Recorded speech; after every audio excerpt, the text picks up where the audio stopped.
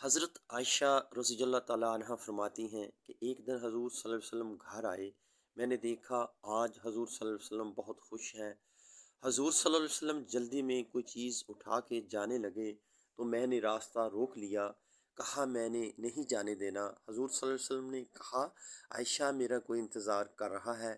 اما عائشہ نے کہا حضور صلی اللہ علیہ وسلم لوگ تو آتے ہی رہتے ہیں، میری بھی بات سن لیں۔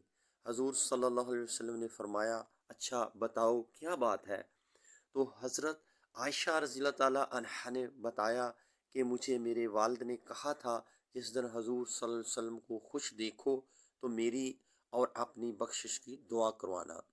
حضور صلی اللہ علیہ وسلم نے ہاتھ اٹھائے، اے اللہ عائشہ اور ابو بکر کو عزت والی زندگی عطا فرما، اے اللہ ان کا حساب قیامت میں آسان فرمانا، اور پھر کہا اے اللہ انہیں بغیر حساب ہی جنت عطا فرما۔ حضور صلی اللہ علیہ وسلم دعا مانگ چکے تو پوچھا حضرت عائشہ خوش ہو گئی ہو؟ جی حضور صلی اللہ علیہ وسلم خوش ہو گئی ہوں۔ حضور صلی اللہ علیہ وسلم اٹھ کے جانے لگے تو واپس لوٹ آئے اور کہا عائشہ میری دعا سن کے رو رہی ہو؟ مجھے قسم ہے اللہ کی عزت کی، میں اپنے ہر امتی کے لیے یہی دعا دن میں 2 مرتبہ مانگتا ہوں۔ سبحان اللہ۔